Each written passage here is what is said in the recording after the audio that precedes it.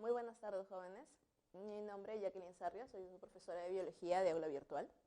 El día de hoy vamos a tener un breve repaso de los temas que suelen venir constantemente en el examen, ¿sí? Del ciclo ordinario.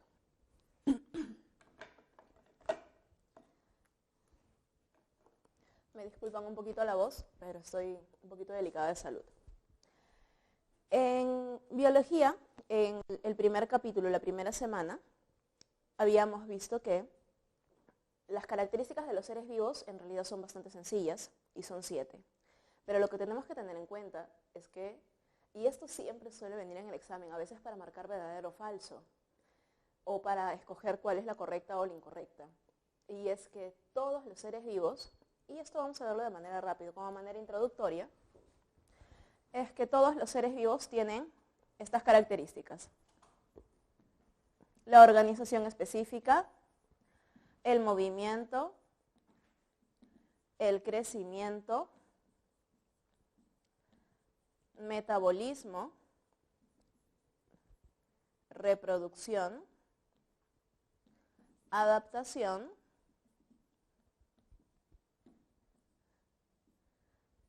y por último, la irritabilidad y coordinación.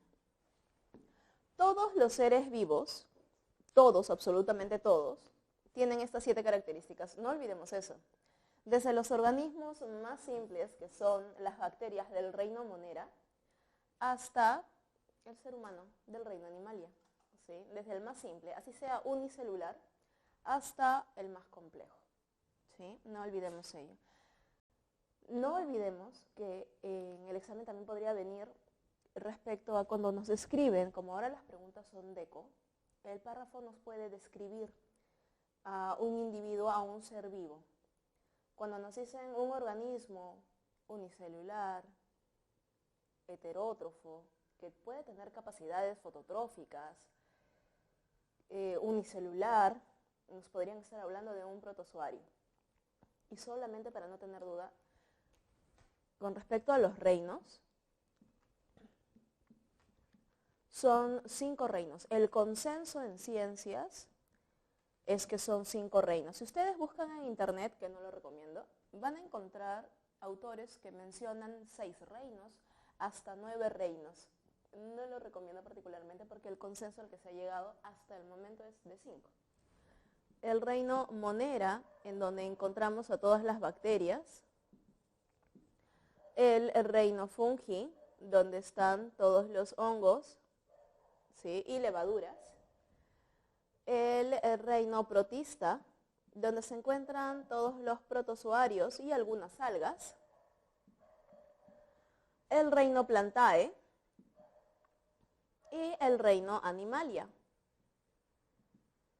¿Sí? Todos los organismos, todos estos seres vivos, presentan estas 7 características. Como sabemos en el examen, puede venir cualquiera desde la semana 1 hasta la semana 8 o 9 que los van a evaluar, ¿sí? Puede venir preguntas de cualquier tema en realidad. Entonces, esto de manera general lo debemos de tener bien en claro. Los virus, en este caso, no se olviden que no participan en esta clasificación debido a que a nivel preuniversitario no son considerados seres vivos. Ahora, luego de ver la célula procariota, las bacterias, luego de ver la célula eucariota, todos los demás, vimos en las siguientes semanas lo que era histología, ¿sí? Las diferentes células de los tejidos, básicamente de plantas y animales, eso de manera rápida. En el caso de la histología vegetal, a manera de repaso, recuerden que las plantas suelen tener tejidos meristemáticos y los tejidos adultos. Recordemos que los tejidos meristemáticos se caracterizan por tener células de Un núcleo grande, de mucha actividad, debido a que, en otras palabras, son como células madre que constantemente están generando y generando y generando más células. De aquí es de donde deriva el meristemo primario, conocido como el meristemo apical, y el meristemo secundario, conocido como el también meristemo lateral, ¿sí? Para el crecimiento longitudinal, y el lateral, obviamente, para el crecimiento lateral o crecimiento en grosor. Mientras que en el caso de los tejidos adultos, vamos a encontrar los tejidos conductores, protectores, los tejidos de soporte y los parénquimas. Cuando empecé explicándote esto, te dije que usualmente las plantas tienen esto. Usualmente.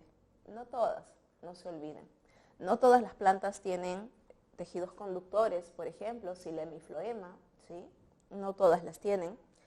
No todas tienen toda esta variedad. Conductores, te lo acabo de mencionar, xilema y floema.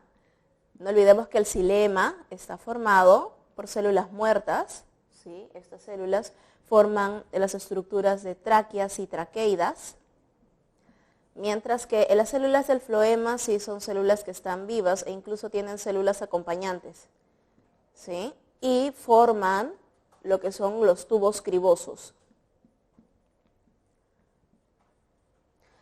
En el caso de tejidos protectores, aquí nosotros encontramos la epidermis y la peridermis.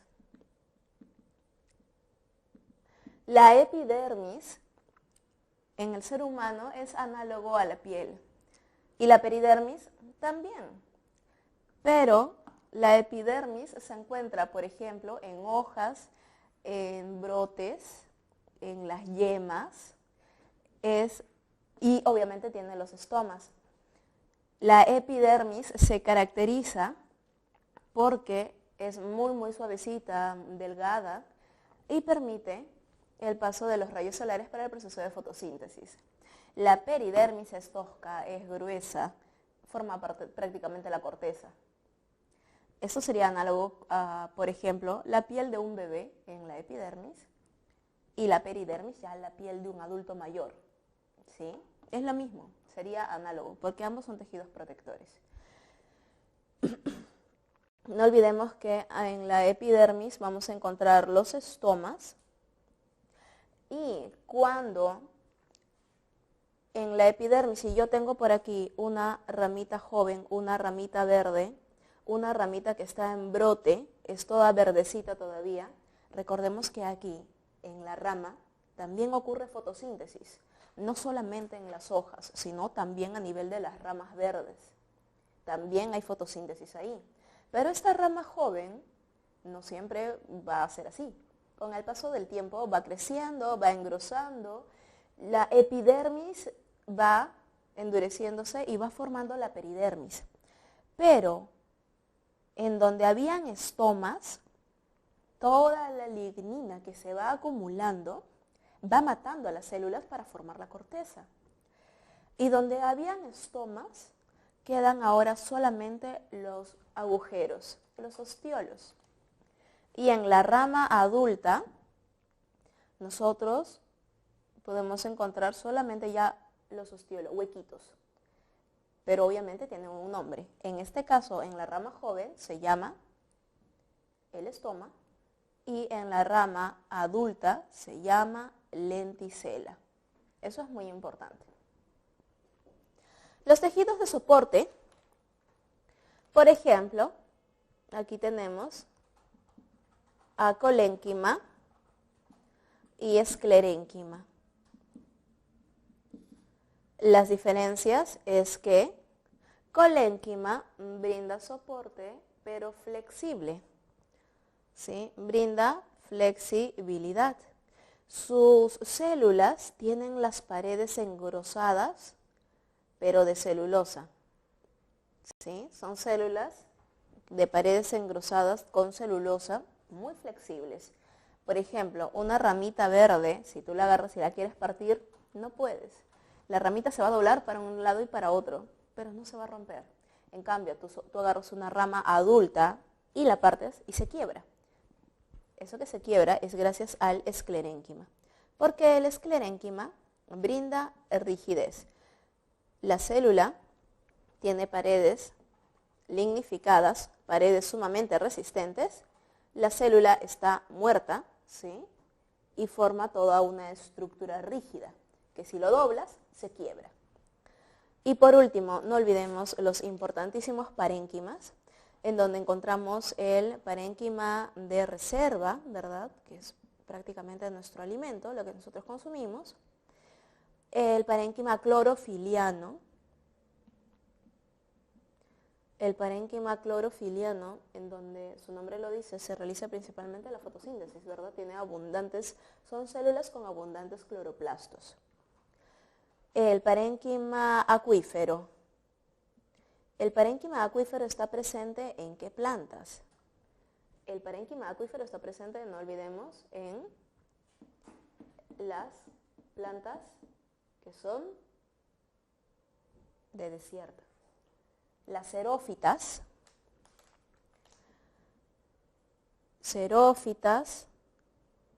cactáceas, o también las llaman suculentas, ¿no? Porque son jugositas, apretables. El parénquima acuífero se caracteriza por almacenar agua. Mucho cuidado a la hora del examen, que vayan a marcar que el acuífero es de plantas acuáticas. Una planta que vive en el agua no necesita almacenar agua. Recordemos que biología es ciencias y en biología nada se memoriza. Por eso es que al menos todas las clases que he intentado siempre es dándole un sentido, explicando un porqué. En biología todo tiene un porqué y un para qué. Un ser vivo nunca va a tener una estructura que no la va a necesitar, ¿sí? Y eso es muy importante considerarlo. Ténganlo muy en cuenta a la hora del examen. Parénquima acuífero va a almacenar agua. ¿Qué plantas necesitan almacenar agua? Obviamente las de desierto, ¿sí? Y por último, el parénquima aerífero. ¿Qué plantas necesitan tener flotis? ¿Qué plantas necesitan flotar? Obviamente las acuáticas. Almacenan aire para poder mantenerse a superficie y estar muy cercanas a los rayos solares. Sin embargo, esto lo vamos a ver todavía en algunas semanas más. Cuando veamos Rhinoplantae, veremos a las algas. Dentro de ellas una variedad de algas, que las algas gigantes, por ejemplo, las algas pardas, que tienen unos flotis, tienen como bombitas llenas de aire. Pero las algas gigantes no viven en superficie, sino forman los bosques marinos. Ha venido antes en el examen, o sea, no necesariamente tienen que ver Rhinoplantae para que te pregunten algo de esto. Una pregunta de eco te puede contar, te puede informar que existe tal ser vivo con tales características que ya hemos visto, para que tú deduzcas algo, ¿sí? En ese caso, las que viven en el fondo del mar, esas algas tienen una fotosíntesis especializada. La fotosíntesis que nosotros hemos visto en teoría, que hemos visto en clase, es un tipo de fotosíntesis. Las plantas tienen más de 10 tipos de fotosíntesis. Las plantas que son, por ejemplo, las cactáceas tienen otro tipo de fotosíntesis. Las algas, las acuáticas, tienen otro tipo de fotosíntesis. Los árboles comunes tienen la fotosíntesis que hemos visto, producción de glucosa. Las palmeras tienen otro tipo de fotosíntesis, ¿sí? Las plantas que almacenan proteínas tienen otro tipo de fotosíntesis y así, ¿se entiende? No memoricen nada de memoria, todo tiene que ser por lógica. La ciencia utiliza mucho la lógica. Además que recuerda algo muy importante, es que en el examen, cuando te digan en biología todos o ninguno, duda de esa clave, porque en biología siempre hay excepciones, ¿sí? Un minuto, voy a borrar la pizarra, no se vayan. En la parte de histología animal,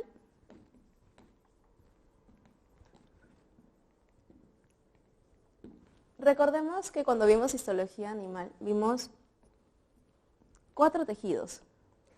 El tejido epitelial,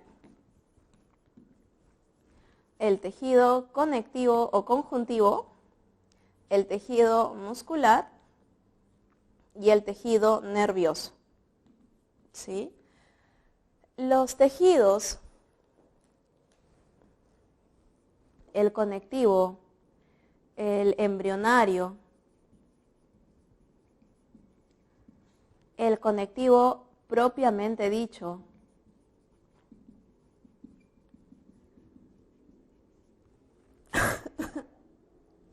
perdón, el tejido conectivo especializado, adiposo, cartilaginoso, óseo, sanguíneo. ¿Sí? Todos los demás tejidos que nosotros conocemos están aquí, dentro del conectivo, toda una variedad. ¿Sí?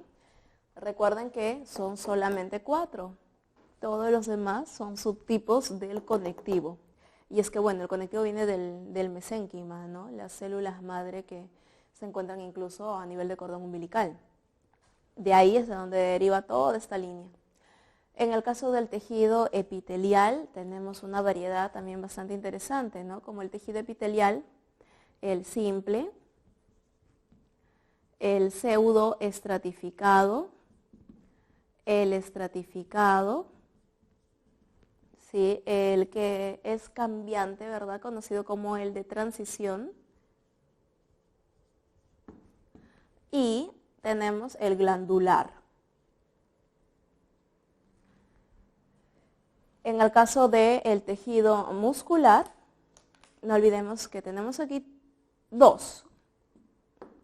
El amuscular liso y el muscular estriado. ¿Cuál de los dos es involuntario? O sea, que no sigan nuestra voluntad, hacen lo que se les da la gana. ¿Cuál de los dos? Depende, porque en realidad son los dos. El liso es involuntario, pero el estriado tenemos 2 subtipos. El estriado cardíaco, que este es involuntario, hace lo que quiere. Y el estriado esquelético, que es el único que nos hace caso, ¿verdad? Él sí es voluntario. Sigue nuestra voluntad, el movimiento. Y por último, en el caso del nervioso, bueno, tenemos como célula principal a la neurona y a la microglia. Sí, todas las neuronas de la glía, ¿verdad? Las protectoras. ¿Listo, chicos? Por cuestiones de tiempo, una visión general, recordando todo lo que hemos hecho a nivel de histología. Luego de ver histología, y si se dan cuenta, a lo largo de todo el ciclo de la pre, hemos ido desde seres vivos, sus características, luego hemos visto la célula, luego tejidos, y luego pasamos a ver los órganos y sistemas. Los órganos y sistemas se ven principalmente en los animales, si es que se han dado cuenta.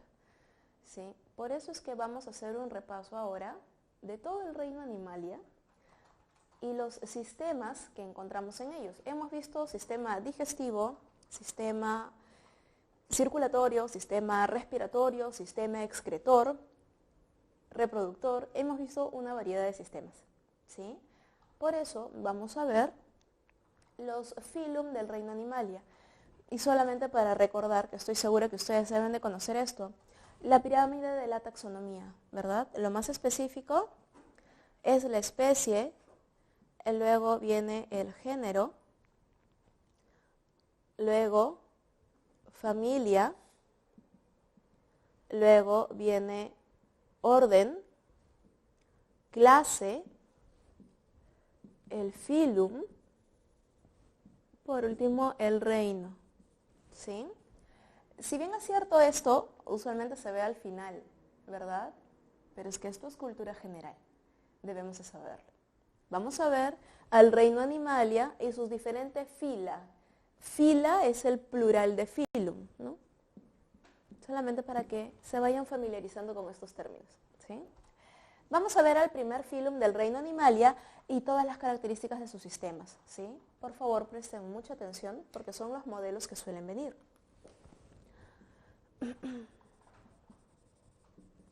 En el caso del filum porífera, en la separata nos han mencionado varias veces a las esponjas, ¿no? Las esponjas son el filum porífera. Las esponjas son muy variadas en forma. Tienen forma cilíndrica, forma alargada, cuadradas, ovaladas, forma muy diversa. Pero la característica de la esponja, y esto es muy importante, chicos, muy importante, es que las esponjas no tienen sistemas, no tienen órganos,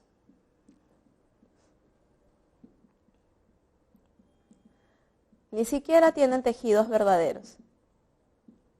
La esponja lo que tiene en realidad son pseudotejidos. ¿Y cómo algo tan simple puede ser un animal? Y es que recordemos, y nuevamente les digo, esto no es memoria, esto es ciencia, y la ciencia es lógica. Un animal se caracteriza por 3 cosas, no por las 7 características de los seres vivos, ¿ah? Eso lo tiene todo el mundo, o sea, desde una bacteria hasta un animal. En el caso de la esponja, es un animal porque cumple, primero, las esponjas son multicelulares, tienen variedad de células. O sea, no interesa si tiene tejidos, órganos o sistemas. Lo que importa es que tenga variedad de células, y la esponja lo tiene. También que sea heterótrofo.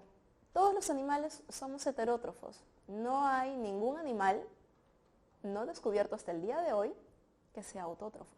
¿Sí? No sería animal. Podría ser tal vez un protozoario. Y por último, todo animal se desplaza en alguna etapa de su vida. Pero si nosotros hacemos memoria, la esponja es sésil, ¿verdad? La esponja adulta, así como le he dibujado, ella es sésil, pero adulta. La esponja era una larva. Y cuando era larva, era móvil, nadaba justamente buscando un lugar donde fijarse y desarrollar el adulto. Todo animal se desplaza en alguna etapa de su vida, ¿sí? Por si acaso. Ahora, las características de este animalito, como no tiene sistemas, no tiene órganos, no tiene tejidos, pero obviamente va a cumplir las funciones de todo animal. Por ejemplo, uno de los primeros sistemas que nosotros vimos fue el sistema digestivo. ¿Tiene sistema digestivo? No, no lo tiene. ¿Pero tiene digestión? Eso es otro término, ¿verdad? Digestión sí tiene. Y la digestión la realiza a través de unas células que tiene en su interior llamadas cuanocitos. El cuanocito es una célula que tiene como un collarín en donde este flagelo lo agita y el fitoplancton, el zooplancton, ingresa a la célula y realiza obviamente la digestión intracelular. ¿Este animal respira? Obviamente, claro que respira, pero no necesita pulmones, porque es un organismo muy simple, ¿sí? El intercambio gaseoso lo realiza de manera directa con el agua, ¿sí? Lo realiza con el agua, con el oxígeno que está diluido en el agua. ¿Cómo excreta? También por difusión, ¿sí? También por difusión. Su circulación no lo necesita, no lo requiere, ¿sí? ¿Y por qué este animal es tan simple y no evolucionó a algo más? Así como está, está bien. Si tú te preguntas o crees que una bacteria es un organismo muy simple, pues en realidad no lo es. Si bien es cierto, las bacterias o los organismos, los animales simples son tan simples porque no necesitan de más. No necesitan nada más para cumplir todas las funciones. Si hablamos del reino Monera, si hablamos de las bacterias, pregunta, ¿una bacteria nos puede matar? Sí, nos puede llegar a matar. ¿Necesita evolucionar a algo más? ¿O siendo el organismo más simple del mundo, en realidad puede matar al más complejo. ¿Sí? Está bien así, que no evolucione a más. ¿Se entiende ese concepto? ¿Sí? Una cosa es el organismo más evolucionado o el más complejo. Esos organismos son muy simples, pero puede realizar todas sus funciones en medio de su simpleza. Yo te aseguro que si el animal hubiese necesitado desarrollar algo más para sobrevivir, lo hubiese hecho. Y si no lo ha hecho, es porque no lo requiere. ¿Sí? Con respecto a su reproducción, vamos viendo también ello, aprovechando el tiempo, es que puede desarrollar por gemación una yemita, o cuando forma la larva es su forma de reproducción sexual, ¿no? Cuando forma gametos en partes del cuerpo de la esponja y los gametos se fecundan. ¿Y en qué momento escoge cómo reproducirse? Dependiendo del ambiente. Si el ambiente es un ambiente adecuado, la corriente marina tiene la temperatura perfecta, tiene la cantidad de nutrientes adecuada, la esponja se va a querer ir, se va a querer quedar. Por lo tanto, hace gemación porque ve que el ambiente es el apropiado para su descendencia.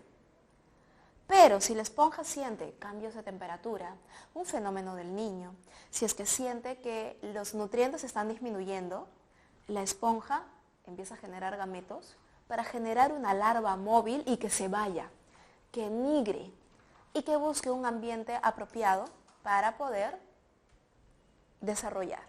¿Sí? Un minutito, vamos a borrar. El siguiente filum es el filum Cnidaria. En el filum Cnidaria nosotros encontramos a varios representantes. Encontramos entre ellos a la hidra, encontramos a la medusa, encontramos a la anémona, también llamada actinia, encontramos a los corales. ¿Cómo son los sistemas de estos animales? El filum Cnidaria ya es un filum diblástico, o sea, ellos sí tienen tejidos verdaderos. Ellos en realidad tienen ectodermo y endodermo, sí desarrollan sistemas. Como por ejemplo, tienen sistema digestivo incompleto, ¿verdad? Aquí encontramos la presencia del ano-boca, un solo orificio de entrada y salida, ¿sí? Sistema digestivo incompleto. ¿Cómo será la digestión? La digestión de estos individuos, por ejemplo, si la medusa captura a un pececito, lo introduce a su cavidad gástrica y le manda enzimas.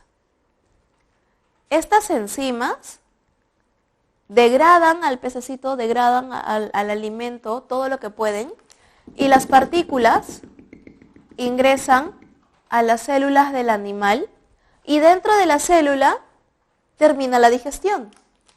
Por lo tanto vemos digestión mixta. Digestión extracelular, ¿recuerdan ese concepto? Digestión extracelular quiere decir no fuera de la célula, sino quiere decir que las enzimas se vierten a una cavidad, como nosotros. Digestión extracelular, las enzimas se vierten a la cavidad estomacal. Y la digestión intracelular, obviamente, como en el caso de la esponja, ¿verdad? En donde se realiza digestión en el interior de la célula. ¿Cómo es la circulación y la respiración de estos animales? Bueno, aprovechando su medio acuático, obviamente estos animalitos realizan la simple difusión. ¿Cómo excretan? Por difusión, ¿sí? Hacen todo ello por difusión. Su sistema nervioso. El sistema nervioso de estos animales se caracteriza por ser como un enmayado. Por lo tanto, tiene sistema nervioso reticular, ¿sí? Sistema nervioso reticular o enmaya.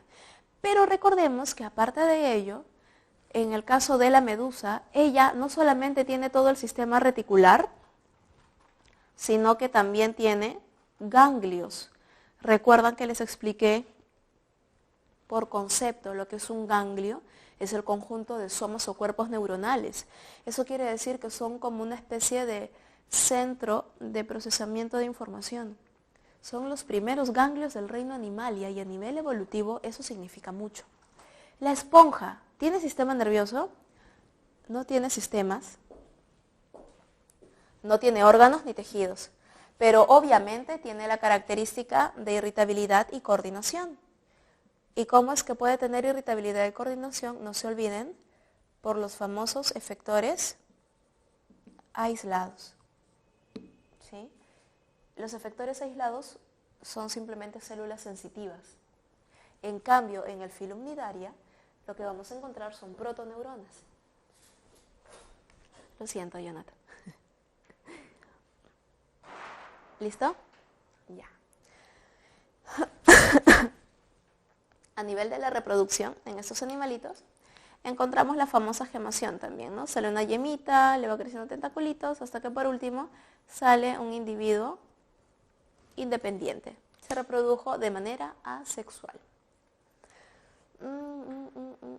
Listo. No se olviden que la respiración, excreción y circulación, aquí todo es por difusión, en el caso de estos animales. Pero el siguiente filum que vamos a ver es un filum que les encanta preguntar siempre en San Marcos, y es el filum Platyhelminthe.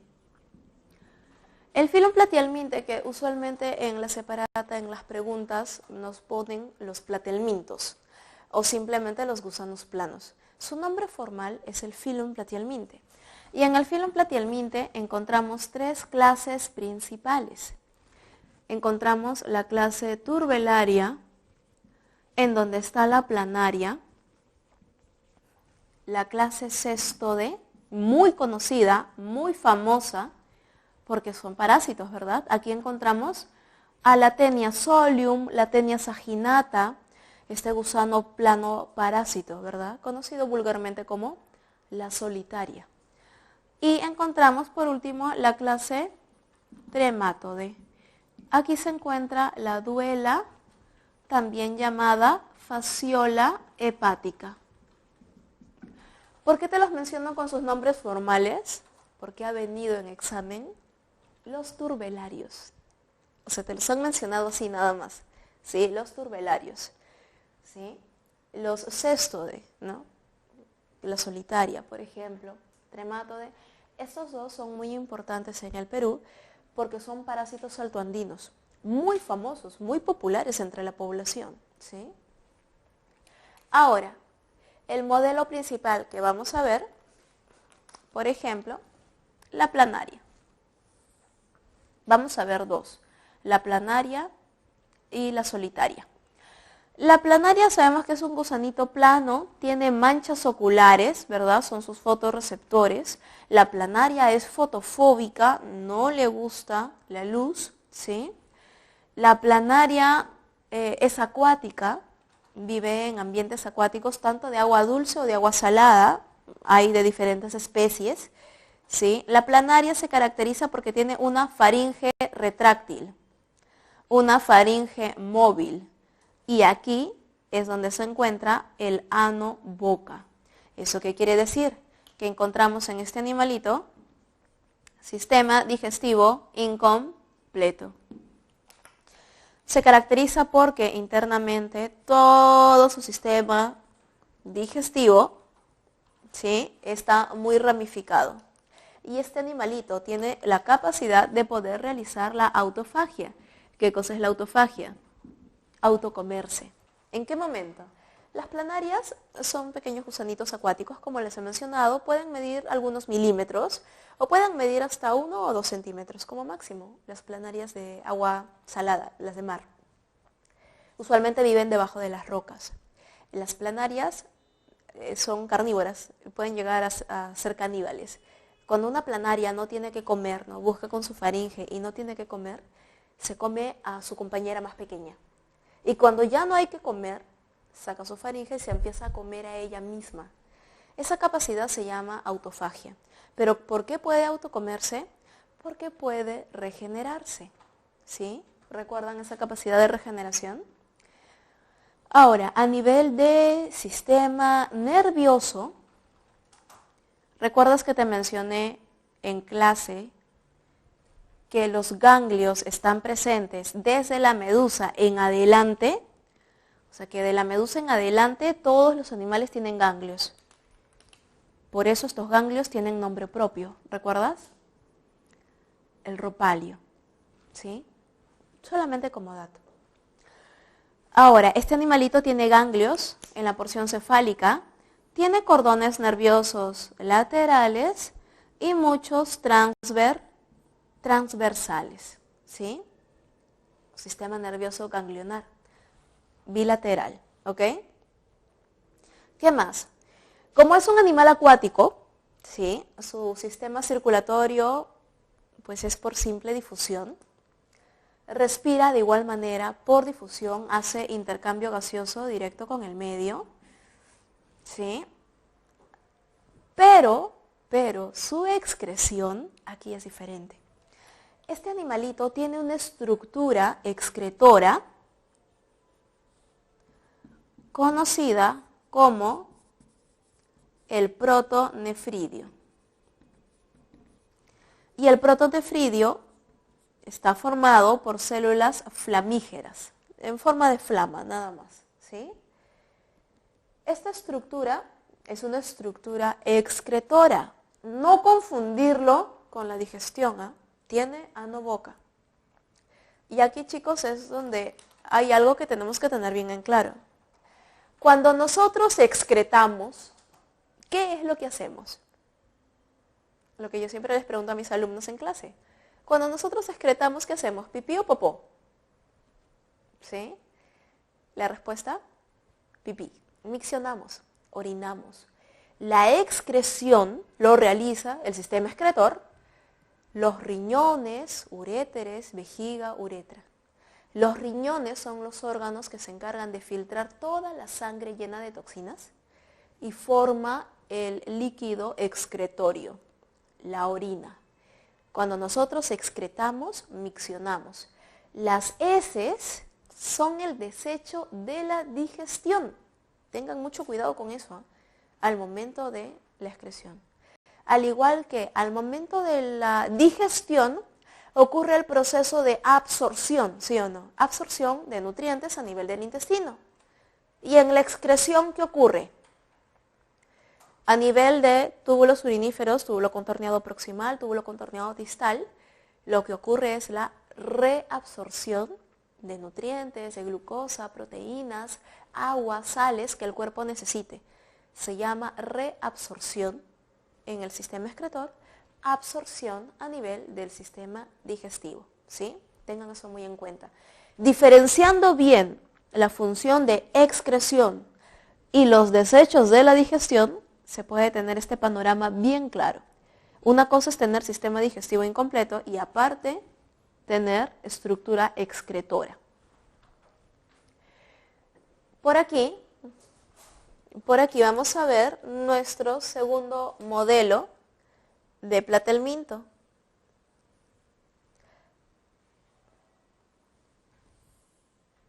Una tenia.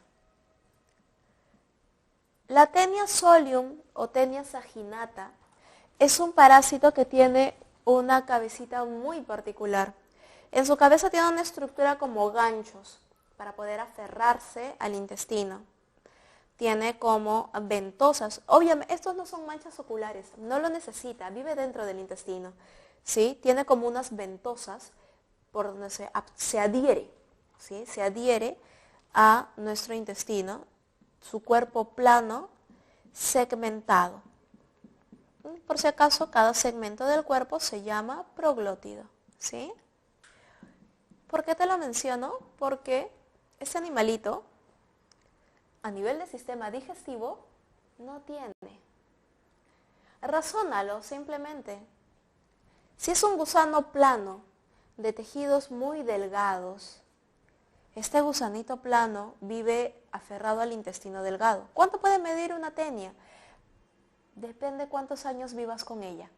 Puede medir 30 centímetros, puede medir 1 metro, 2 metros, ¿sí? De largo. Porque total tenemos como 9 metros de intestino. Puede ser muy grande. Pero la característica de la tenia es que se aloja estratégicamente en el intestino delgado porque ahí ocurre la absorción de nutrientes. Ella no tiene sistema digestivo, ¿por qué? Porque no lo necesita, así de sencillo. ¿Por qué no lo necesita? Porque este animal absorbe directamente los nutrientes, ¿sí? Los absorbe. Y lo que queda, eso lo deja para el humano. ¿Sí? Esa es su característica. A pesar de que es un platelminto, ya es un animal triblástico, no tiene sistema digestivo. Pero sí tiene protonefridios, sí tiene estructuras reproductoras, ¿sí? A nivel de reproducción, recordemos que la planaria es un organismo hermafrodita. Hermafrodita insuficiente. Pero su prima, la tenia, ella es hermafrodita suficiente. Ella sí puede autofecundarse, por eso se llama la solitaria, ¿sí? En cambio, la planaria, recordemos la manera sexual de reproducción de la planaria, porque la planaria, eso que la parten a la mitad y se regenera, es simplemente algo fortuito, es una forma de cómo sobrevivir, ¿sí? A la planaria, cuando la parten a la mitad y se regenera, es para no morir y termina reproduciéndose, de una salen dos, eso es reproducción. Pero las planarias, no se olviden que de manera natural ellas son hermafroditas y ellas copulan en su medio ambiente natural. Hay penetración mutua, ambas quedan preñadas o embarazados y ambos ponen huevitos y ya está. ¿Sí? Chicos, vamos a continuar con el siguiente filum. Vamos a mencionar el filum Nematode. ¿Sí? Vamos a mencionar también el filum Annelida. Nos faltan estos dos grupos de gusanos. Recordemos que en el reino Animalia hay tres grupos de gusanos muy importantes. El filum Platihelminthe, el filum Nematoda y el filum Annelida. Gusanos planos, que ya los vimos. Gusanos redondos o cilíndricos, el nemátodo. Y el anélido, que es el animal el gusano anillado. ¿Sí? Y chicos, por si acaso, por si es que aún no se dan cuenta, estamos viendo sistema digestivo, circulatorio, excretor, reproductor, o sea, estamos viendo respiratorio, estamos viendo todos los sistemas por cada modelo animal, porque a la hora del examen te puede venir cualquiera de ellos, ¿sí? Y te lo estoy mostrando de forma ordenada, de manera evolutiva, porque es la mejor forma de entenderlo. Tú no debes de memorizarte, tal animal tiene tal cosa, tal cosa, tal cosa. No, tienes que saber qué animal es, quién fue su ancestro y quién viene después, para que le encuentres una lógica, porque la memoria a la hora del examen con los nervios te falla. Y por si acaso estamos viendo hasta la semana de reproducción, hasta la semana 9. Estamos viendo todo ahorita, ¿sí? Todos los sistemas en uno solo. Ya vamos a empezar todavía no se han presentado animales con sistema circulatorio. Todos los animales que hemos visto hasta ahorita, si se han dado cuenta, es por difusión. El intercambio gaseoso es por difusión, difusión. Filum porífera, difusión. Filum nidaria, difusión. Filum Platihelminthe, difusión. Aquí es cuando la situación empieza a cambiar. Porque aquí vamos a hablar de triblásticos acelomados, pseudocelomados y los celomados. Y empezamos con un poquito más de complejidad. Así que por favor presten mucha atención. En el filum Nematode, todavía no nos han mencionado mucho, pero ha venido en la separata, hay gráficos de nemátodos. Nos han mencionado Ascaris lumbricoides. Ascaris lumbricoides es conocida como la lombriz intestinal. Otro individuo que aquí también está son los Oxyurus, ¿sí? Ascaris lumbricoides es este gusano parásito enorme, no tan grande, 30 centímetros más o menos, la hembra es muy grande y el macho mucho más pequeño y delgado. ¿Esto por qué ocurre? Estrategia. Como son parásitos, su éxito está en la reproducción. Mientras más grande la hembra, mayor cantidad de huevitos puede albergar, ¿sí? Ahora, este animal también se caracteriza porque es un parásito que no solo se queda en el intestino. Ustedes de repente, quizás en algún momento han escuchado de un parásito en el intestino, que del intestino puede subir al estómago, al esófago, sale por la boca y se puede volver a meter, sale por la nariz, se puede volver a meter, o puede salir por el ano, se puede volver a meter, ¿sí? Es un animal bastante complicado, ¿sí? Es ella, Ascaris lumbricoides.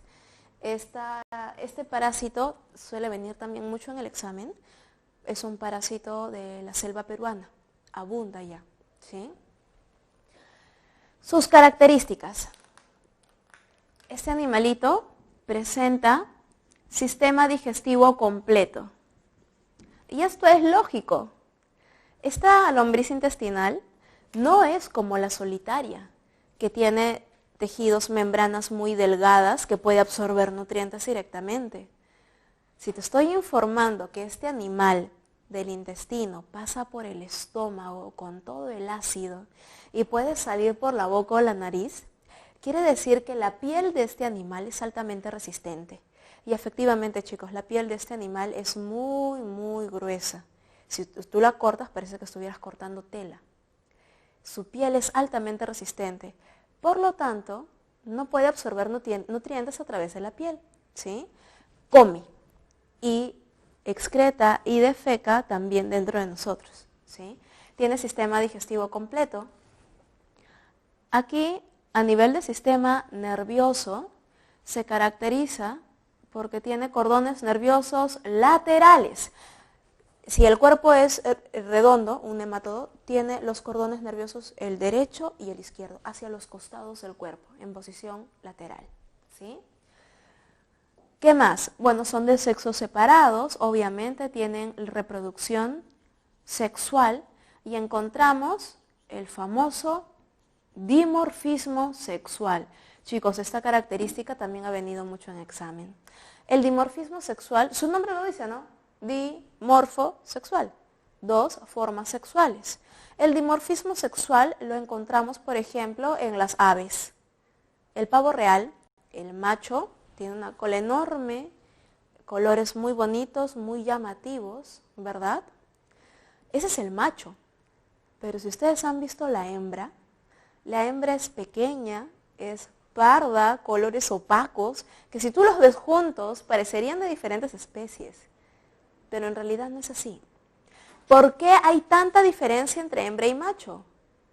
Para que se puedan identificar uno al otro, ¿sí? Ese es el dimorfismo sexual. ¿Y qué está detrás del dimorfismo sexual? La capacidad de cópula. La hembra, ¿sí? La hembra identifica al macho, ¿sí? Lo escoge para la cópula, para la reproducción. Para eso es el dimorfismo sexual. No se olviden, nemátodos, principalmente parásitos. En el filum Annelida, aquí encontramos a la famosísima lombriz de tierra, ¿verdad? La lombriz de tierra, este gusanito anillado. Pero no es el único anélido que hay. Aparte de la lombriz de tierra, encontramos a su prima hematófaga, que vive usualmente en pantanos, la sanguijuela. La sanguijuela es otro anélido. Y hay otro más, que lo llaman la lombriz de mar, la lombriz acuática. Cuando nosotros estamos en la playa, si vamos a la zona rocosa y nos acercamos a las algas, si tú abres las algas vas a ver como pequeños gusanitos que se movilizan, que van corriendo por ahí. Se llaman poliquetos, ¿sí? En el filum Annelida tenemos lombrices, tenemos sanguijuelas, que es un modelo que está viniendo bastante, ¿sí? Y poliquetos, que ha venido antes en examen, ¿sí? Como un anélido. Características del anélido. Aquí ya la situación se va complicando un poquito más. Encontramos sistema digestivo completo con presencia de buche y molleja, ¿verdad? ¿Sí? ¿Y por qué tiene buche y molleja? Porque este animalito se alimenta de detritus. ¿Recuerdan lo que es el detritus? Materia orgánica en descomposición, ¿verdad? La lombriz de tierra justamente tiene el buche y la molleja para poder moler, para poder triturar, aprovechar todos los nutrientes que encuentre en lo que come, ¿no? Principalmente el detritus. Se caracteriza porque tiene sistema circulatorio cerrado. ¿Sí? Cerrado. Cuando nosotros vimos en la separata el dibujo del anélido, nos mencionaban incluso corazones, ¿no? Y yo les expliqué que no eran exactamente corazones, simplemente son ensanchamientos del vaso sanguíneo que se contrae. Y por tener esa característica lo llaman, ¿no?, corazones, pero en realidad no es tanto así. ¿Listo? Sistema circulatorio cerrado, son hermafroditas. Insuficientes, nuevamente, necesita de 2 individuos para la cópula, ¿sí? Ambos ponen huevitos, son hermafroditas. ¿Cómo respira? Muy importante. En el caso de la lombriz de tierra, tiene respiración cutánea. Esto es muy importante, ¿sí? Tiene respiración cutánea. Recordemos que la lombriz de tierra, nunca vas a encontrar una lombriz de tierra en el desierto. ¿Sí? Nunca. Porque la lombriz de tierra vive en tierra húmeda. Siempre tiene que haber humedad, agua alrededor, ¿sí? Humedad, para que su piel se mantenga húmeda y eso le da permeabilidad para la respiración cutánea. A nivel de la excreción, este animalito excreta por nefridios. Los nefridios son estructuras también en forma anillada, es un anélido, ¿sí? Tienen nefridios, ¿sí? A diferencia del platelminto que tiene protonefridio, porque es un par de filum antes, ¿no? Un par de fila antes. ¿Listo?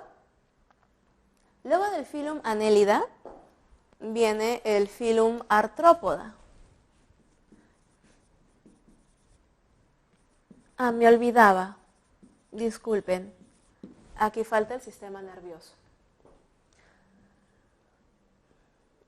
En el caso del sistema nervioso, es ganglionar. ¿Sí? Tiene un par de ganglios, uno por encima y otro por debajo del esófago, un cordón ventral y un cordón dorsal. Cordón ventral, cordón dorsal y muchos cordones transversales, obviamente en forma de anillo. No te olvides que este animalito, la lombriz de tierra, se conoce como un animal muy complejo porque tiene sangre, tiene glóbulos rojos, ¿sí? Su sangre es rojita. ¿Listo? Ahora sí, en el filum Artrópoda, nosotros encontramos una clasificación muy extensa de los animales, pero tenemos 3 clases principales. Y es muy importante mencionarlo porque entre ellos hay diferencias. La famosa clase insecta o también llamada hexápoda, la clase arácnida y la clase crustácea. ¿Sí? En la clase insecta o hexápoda, su nombre lo dice, 6 patas. Clase arácnida, su nombre lo dice, 8 patas, ¿sí?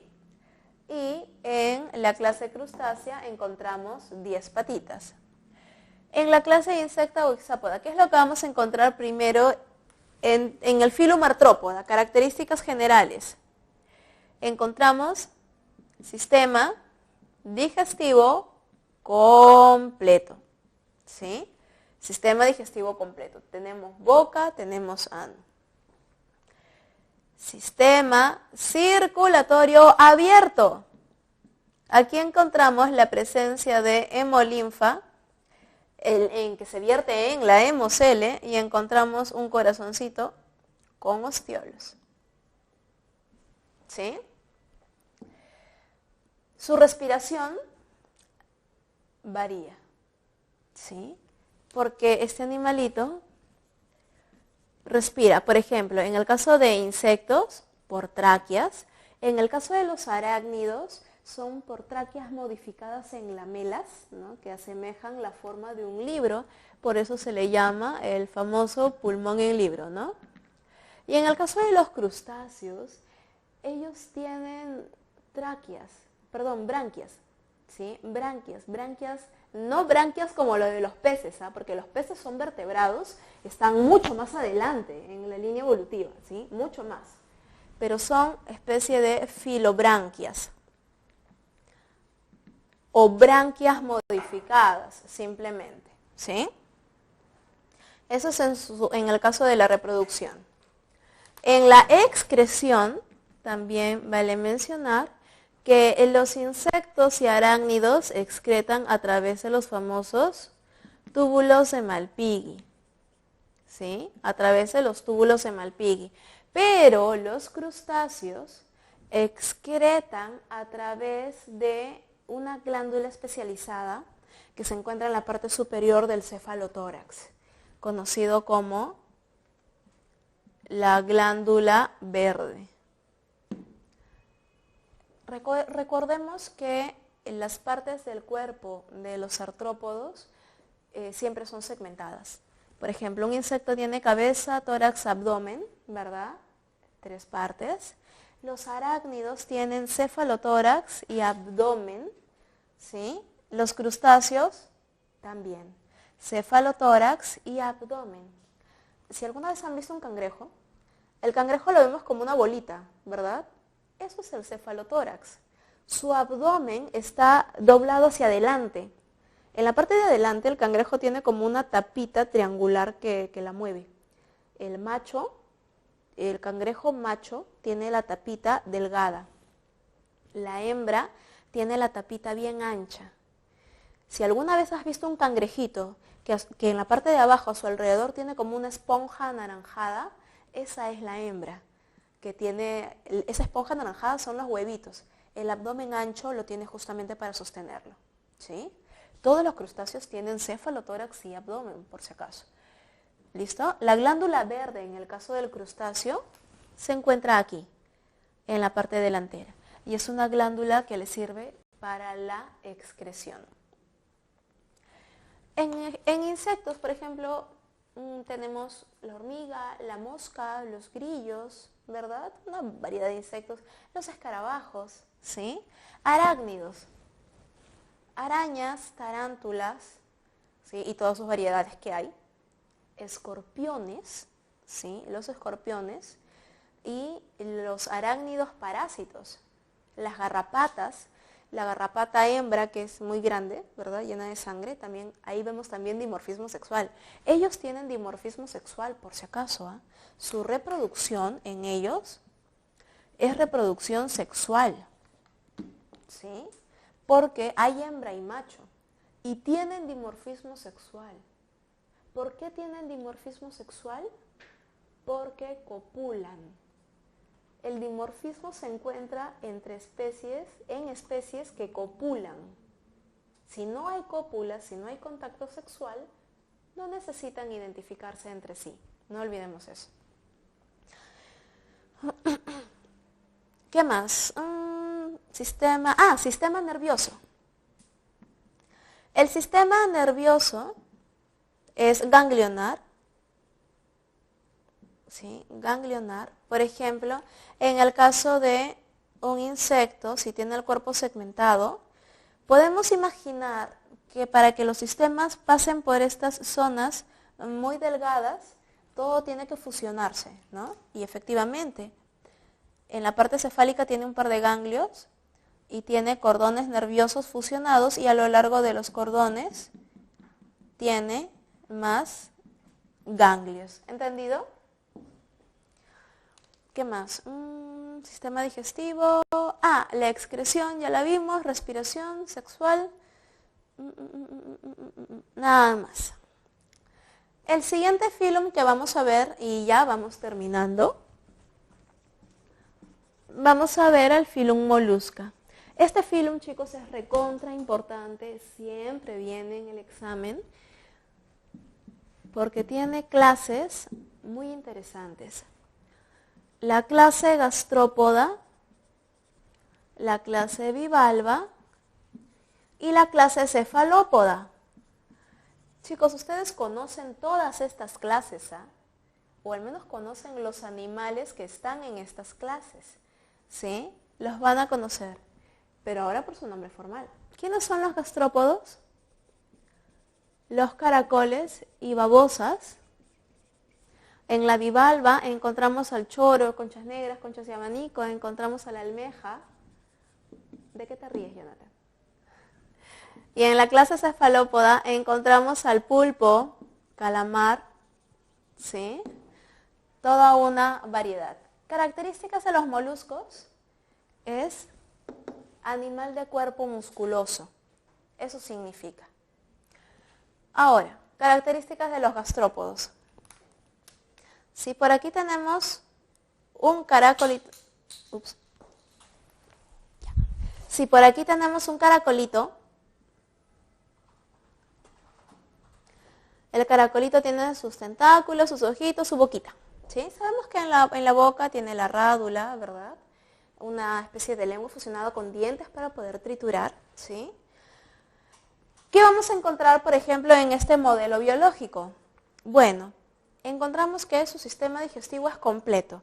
Aquí está la boca y el ano está más o menos a esta altura, ¿sí? Encontramos en este animalito sistema digestivo completo, ¿sí? Con presencia de hepatopáncreas. ¿Recuerdan ese órgano? No es hígado, no es páncreas, es hepatopáncreas. Este animal no es que tenga los órganos fusionados, no. El hepatopáncreas es el órgano primitivo que da origen luego a los órganos por separado, al hígado y al páncreas. Ese concepto tienen que tenerlo muy en claro, ¿sí? Tiene, ¿qué más? A ver, su sistema respiratorio depende de su ambiente.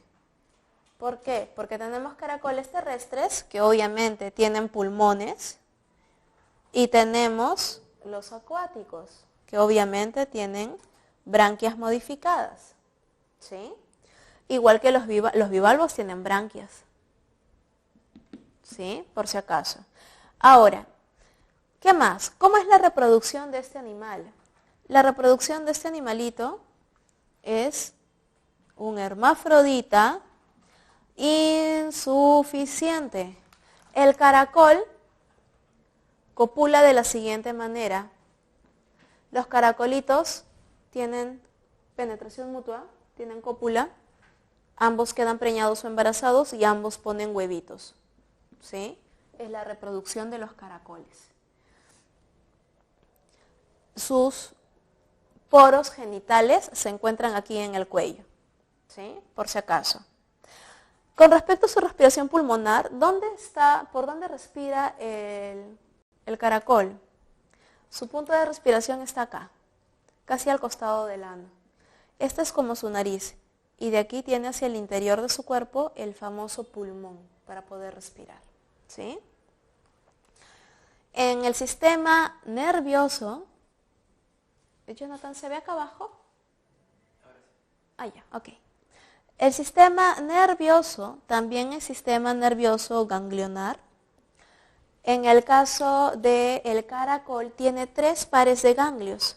Un par a nivel de la cabeza, otro par de ganglios en el ápex de la conchilla o en el ápex de la concha.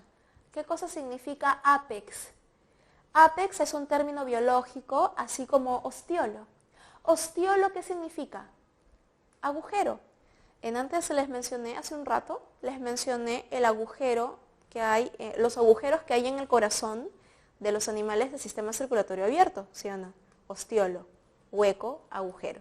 Como también en este caso que tienen sistema circulatorio abierto, ¿sí? Que lo vamos a ir apuntando de una vez. Sistema circulatorio abierto. El ostiolo también se ha mencionado en el caso de las plantas.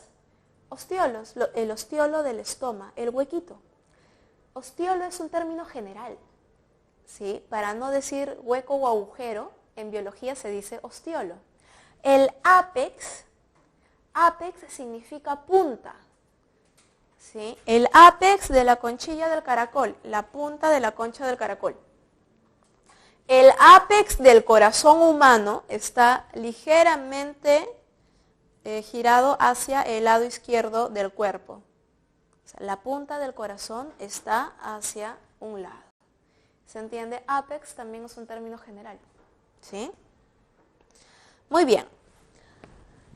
Entonces, tiene un par de ganglios cefálicos, un par de ganglios a nivel del ápex de la conchilla y un par de ganglios a nivel del pie o la glándula pedal, ¿no?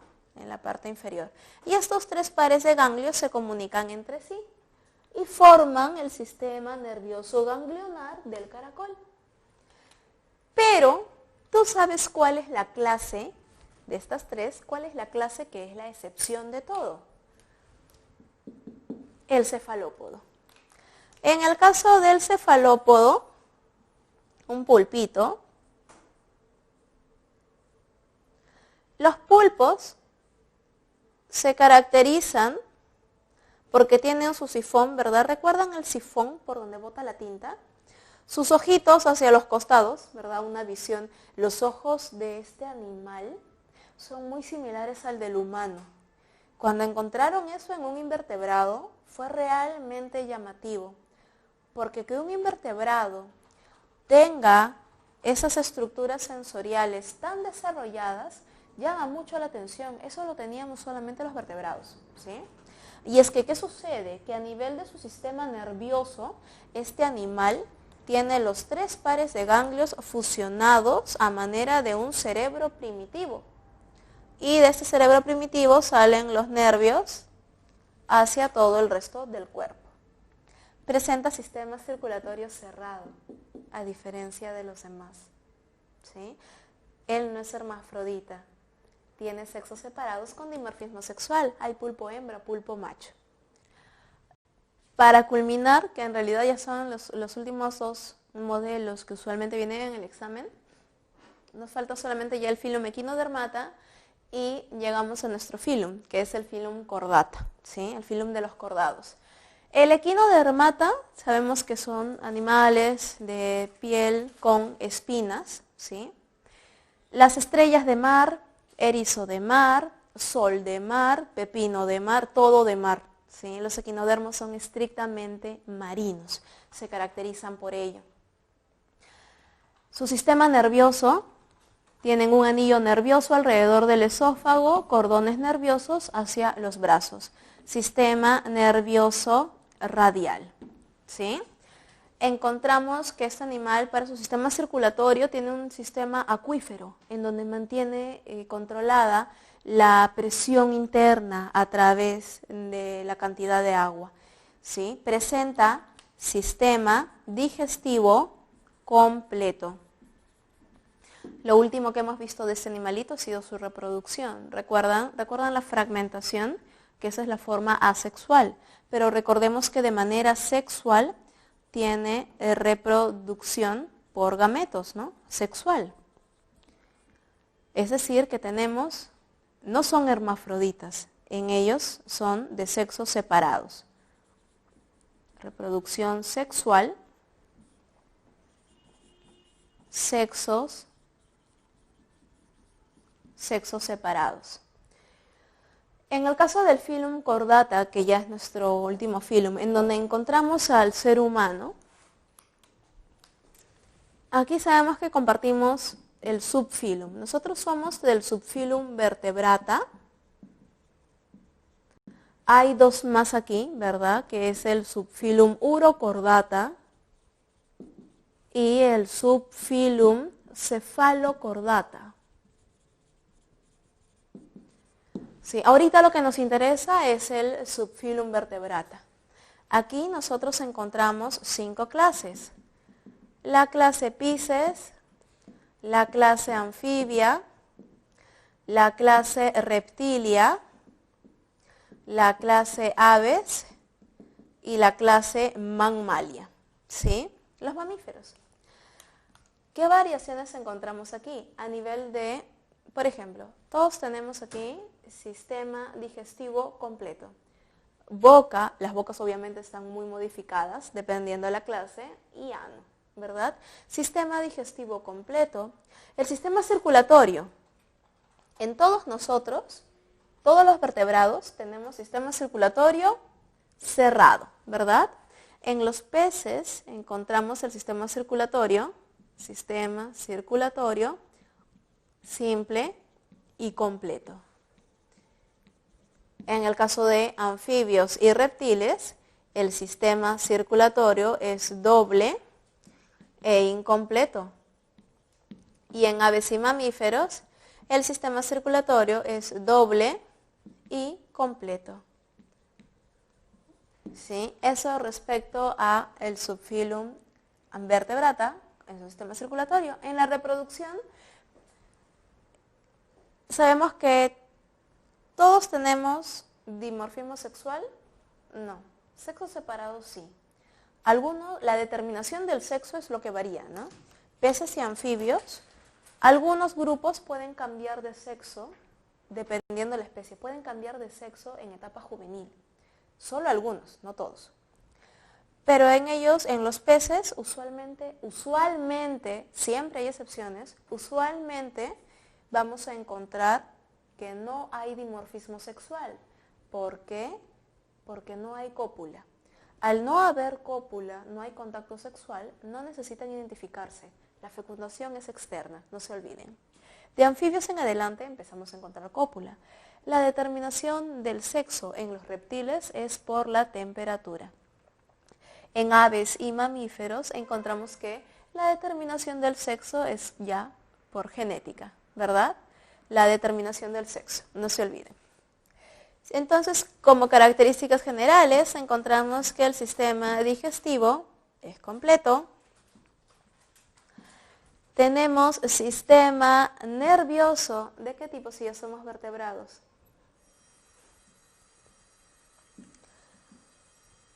Encefálico, ¿verdad? Con presencia de sistema nervioso central y sistema nervioso periférico. Encontramos además el sistema excretor. Aquí ya encontramos un sistema excretor ya especializado. Encontramos riñones, ¿sí? Todos tenemos riñones, todos los vertebrados tienen riñones con, obviamente, nefrones. Ya no son protonefridios, no son nefridios, son nefrones. Estructuras más complejas. Ahora, básicamente en el ser humano, ¿qué es lo que vamos a encontrar en ellos? Una gran variedad. En el humano, uno de los temas que suele venir es el sistema digestivo. En un humano,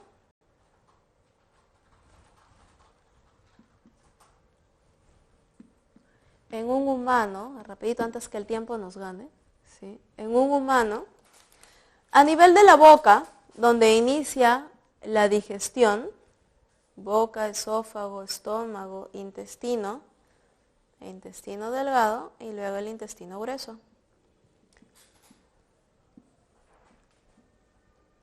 Señores, a nivel de la boca, ¿qué es lo que encontramos? Enzimas, ¿verdad? La enzima principal, la ptialina, conocida también como la amilasa salival. ¿De qué se encarga ella? Se encarga de degradar los azúcares o carbohidratos hasta maltosa. O sea que en realidad esta enzima es bastante potente. Puede degradar hasta maltosa, un disacárido. Esto es muy importante porque en teoría, gracias a la saliva, podríamos hacer una excelente digestión. Pero cuando nosotros comemos papita frita, comemos arroz, que lo sentimos salado, ¿cuántas veces masticamos? Si masticamos bien, unas 12 o 15 veces, la papa frita, al masticarla, empezaríamos a sentirle un sabor medio dulce. Y ahí es cuando ya se está empezando a obtener maltosa, ¿sí? Pero al comer la papa frita y lo pasamos sin masticar bien, en el estómago no se digieren los glúcidos. La digestión de los glúcidos se retoma en el intestino delgado, ¿sí? No se olviden de eso, por favor. En la boca, entonces, a nivel químico, se degrada solamente los azúcares. En el estómago se degradan la enzima, no te olvides, la enzima activa, la enzima activada se llama pepsina, pero la pepsina es el pepsinógeno más la activación por el ácido clorhídrico, ¿sí? ¿Y qué es lo que degrada la pepsina? Obviamente, proteínas, péptidos, ¿sí? Por eso su nombre. Sabemos, y esto ya es algo bastante sencillo, ¿no? El bolo alimenticio, un pH básico, cuando pasa el estómago se convierte en el quimo, ¿verdad? Ya ácido, cuando pasa al intestino, gracias a el páncreas, ¿verdad? Y gracias a el hígado, por aquí no te olvides cómo se llama el conducto que sale del hígado, hepático. El que sale de la vesícula, perdón, de la bilis, se llama de la vesícula biliar, se llama el hepático con el cístico, forman el colédoco, que es el que desemboca en el intestino delgado. En el caso del hígado, el hígado me produce las sales biliares, cuyas funciones son neutralizar el pH, ¿no?, del quimo del estómago, el ácido, y emulsificar las grasas. Mientras que el páncreas me produce el famoso jugo pancreático. Y el jugo pancreático, señores, es el jugo más completo de enzimas que hay. El jugo pancreático tiene enzimas que degradan proteínas, carbohidratos, grasas y ácidos nucleicos. ¿Cuáles son esas enzimas? Primero, la amilasa pancreática. Si te pasaste casi entera la papita frita o el arroz, bueno, tienes una segunda oportunidad a nivel del intestino en donde se va a poder degradar, gracias a la amilasa pancreática. Encontramos aquí la carboxipeptidasa para degradar péptidos, ¿sí? Encontramos en el jugo pancreático también las lipasas. Encontramos la tripsina, también degrada proteínas junto con la carboxipeptidasa. Y encontramos las nucleasas. ¿Qué degradan las nucleasas? Ácido nucleico. ¿Comemos ácido nucleico? Todo el tiempo. Cuando nos comemos un bistec, el bistec no es nada más que un pedazo de carne, ¿no?, de tejido muscular, estriado esquelético de un animal, de un cadáver. ¿Sí? Es tejido. ¿Los tejidos tienen células? Sí. Las células tienen núcleo y en el núcleo hay ADN. Todo el tiempo comemos ácidos nucleicos. Si comemos una ensalada de lechuga, de tomate, de lo que sea, esa planta tiene tejidos, células, núcleo, ácido nucleico. Los ácidos nucleicos también se digieren, gracias primero a las nucleasas. Entonces, chicos, ¿en dónde es que se inicia? ¿En dónde se inicia la digestión de los ácidos nucleicos? En el intestino. ¿Gracias a quién? Primero, a el jugo pancreático. Pero no es el único. Porque luego viene el jugo del propio intestino. ¿Sí? El jugo intestinal. Johnny, ¿se ve acá abajo? ¿Sí? Chévere. El jugo intestinal. Oh my God. No pinta. El jugo intestinal contiene otro grupo de... Acércate, Jonathan. Ya, ok.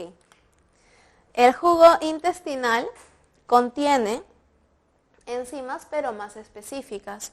Por ejemplo, aquí nosotros encontramos la maltasa, encontramos lactasa y sacarasa, que son las famosas disacaridasas, ¿no? Enzimas que tienen la capacidad de degradar disacáridos. Encontramos aminopeptidasas, que obviamente, gracias Yanni, que obviamente van a degradar los péptidos pequeños hasta aminoácidos. Y por último, ya no son nucleasas, ahora son nucleotidasas, cuya función es tomar el nucleótido, ¿sí?, que está por aquí con su base nitrogenada, adenina, timina, citosina, guanina, por aquí con su fósforo, y lo que hacen es romper estos enlaces. Y esto entra como subunidades monoméricas y son utilizados en el dogma de la biología en las células. Son utilizados para la síntesis de ácidos nucleicos, para pasar a RNA y luego formar proteínas. Las aminopeptidasas toman a los péptidos y los terminan de degradar rompiendo estos enlaces, ¿sí? Rompen los enlaces. Y ahora tenemos aminoácidos. Y esos aminoácidos son utilizados en la síntesis de proteínas. ¿Listo? Como ustedes se darán cuenta, el jugo intestinal no tiene nada para los lípidos. ¿Por qué? Porque los lípidos ya se degradaron aquí, ya se emulsificaron gracias a las sales biliares y ya se degradaron, ya se fueron digeridos por las lipasas del jugo pancreático. ¿Y luego a dónde van? Son transportados vía sistema linfático. Nunca se olviden de eso. El agua y el aceite no se mezclan, ¿sí o no? Por lo tanto, los lípidos pueden viajar por la sangre. Bueno, de poder pueden, pero no deben, ¿verdad? Si los lípidos viajasen por la sangre, estarían todo el tiempo taponeándonos las arterias. Los lípidos, en una persona saludable, a nivel del intestino, los lípidos, una vez que viene el jugo pancreático, recuerdan, a los lípidos los envuelven para ser transportados, los kilomicrones, ¿no? Son transportados vía linfática, a través de la linfa, parte de nuestro sistema circulatorio, perdón. ¿Entendido? Ahora, cuando la linfa ya está muy saturada de lípidos, ahí viene el problema, ¿sí? Porque ahí es cuando los lípidos empiezan a entrar a la sangre. Empiezan a haber problemas de colesterol, triglicéridos, hasta que deriva en una arterioesclerosis, ¿no?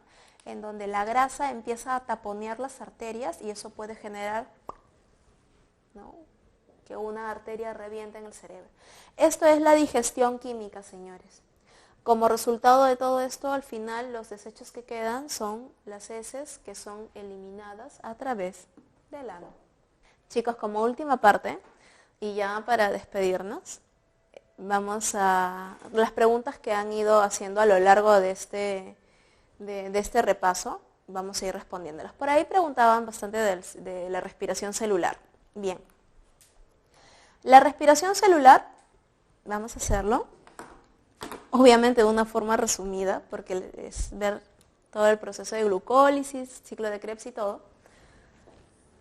Cuando la glucosa entra a la célula, en realidad viene desde acá, ¿no? Luego de que la glucosa es absorbida a través del intestino y lo llevamos por vía sanguínea hacia todos los tejidos de nuestro cuerpo, la glucosa a través de la sangre llega hasta la célula. Aquí está la célula con su núcleo, ¿sí? Cuando la glucosa entra a la célula, sabemos que siempre se ayuda con la mitocondria para la respiración. Cuando la glucosa entra, atraviesa la membrana, debe de ingresar rápido y fácil, ¿sí o no? No debe de haber gasto de energía. Ingresa por difusión facilitada, ¿sí? Una vez dentro, la glucosa esta exosa es muy grande para que pueda entrar a la mitocondria. Por ello, en el citoplasma, la glucosa se parte a la mitad. Y esto me genera 2 moléculas de 3 carbonos, pues la glucosa a la mitad. Al romperse los enlaces, al romperse los enlaces, se libera energía. Y ustedes por química también saben esto. Cuando se rompe un enlace y dicen que se libera energía, ¿a qué nos estamos refiriendo? La liberación de electrones, ¿sí? Cuando los electrones se liberan, son tomados por el NAT, ¿sí? Por el NAT, formando NADH, ¿no? Un NADH aquí, otro NADH aquí, un ATP aquí, otro ATP por acá, ¿sí? Y ahora, esta molécula de 3 carbonos, cuyo nombre es el piruvato o ácido pirúvico, ahora sí esto puede entrar a la mitocondria. Cuando el piruvato o ácido pirúvico entra hacia la mitocondria, ocurre una descarboxilación. ¿Qué significa eso? Pérdida de un carbono. Como se rompe otro enlace, esta molécula que era de 3 carbonitos, se rompe y lo libera a manera de CO2, se libera energía, por lo tanto libera otro NADH, ¿sí? Ahora, para estabilizar la reacción, entra una pequeña molécula conocida como la coenzima A. La coenzima A siempre está entrando y saliendo en todo el ciclo, intentando estabilizar, ayudando, nada más, ¿sí? Entonces, ¿qué me queda al final del piruvato?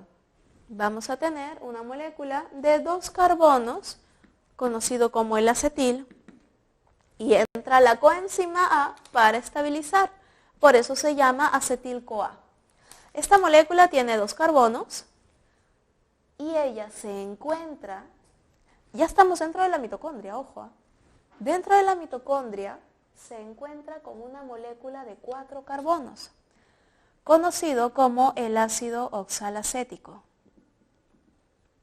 El ácido oxalacético tiene 4 carbonos, se junta con el acetil y me forman el famoso ácido cítrico, el cual, obviamente, 4 más 2, tiene 6 carbonos. ¿Qué es lo que va a ocurrir si tú sabes que esto es un ciclo? Ahora el ácido cítrico va a perder carbonos hasta volver a ser de 4 carbonos a volver a ser ácido oxalacético. Y como es lo más lógico, al romper los enlaces e ir modificando la molécula, va a ir liberando energía. Y esto, señores, es el ciclo de Krebs. El ácido cítrico, bueno, luego viene el ácido isocítrico, ¿verdad? Ocurre simplemente un reordenamiento. Luego aquí se libera el primer CO2, va a formar todos los ácidos que vienen por aquí, el ácido cítrico, ácido el málico, el fumárico, el succinato, el succinil, bueno, aquí viene el succinato, ácido succínico, pierde otro CO2. Recuerden que en cada liberación, en cada rompimiento de enlace, se libera energía. Aquí me libera un NADH, aquí me libera otro NADH, por aquí ya está de 5 carbonos, aquí de 4 carbonos, entra la coenzima A, me forma por aquí succinil-CoA, ¿sí? Luego va a formar el ácido fumárico, el málico, ¿sí? Y en todos estos procesos sigue habiendo producción de energía, producción de GTP, producción de FAT, ¿sí? De FAT-H2, y por último se libera el último NAT. En el ciclo de Krebs, ¿qué es lo que nos interesa? La producción de energía. Por aquí hay un NAT, por aquí hay otro NAT, por aquí hay otro NAT, por aquí hay un FAT, por aquí hay un GTP. Antes de iniciar el ciclo, por cada piruvato, porque son 2 piruvatos, por cada piruvato se libera un NAT, ¿sí? Y en la glucólisis, en el citoplasma, se liberaron 2 NAT y 2 ATPs, porque se rompieron 2 enlaces de la hexosa. Y por último, son estos NAT los que están en el citoplasma los que van a pasar a ser intercambiados, ¿verdad? Por ATP. y de ellos depende de qué cosa, la lanzadera. Si la lanzadera es la lanzadera de glicerol 3-fosfato, aquí vamos a obtener por cada NADH 2 ATPs. En cambio, si se utiliza la lanzadera de la mitocondria, malato, aspartato, aquí se obtiene por cada NADH 3 ATPs. ¿Sí? Cuando sumamos todo, este NAD vale 3 ATPs, en mitocondria vale 3, el FAT vale 2, el GTP es igual a 1 ATP, el NAD vale 3, este NAD vale 3, este NAD vale 3. Cuando nosotros sumamos todo esto en conjunto por 2 piruvatos, obtenemos 32, ¿verdad? Aproximadamente, 32 ATPs. Y ahora, 32 más 4 ATPs, ¿verdad? De los NAD serían en total, cuando se utiliza la glicerol 3-fosfato, se obtienen 36 ATPs.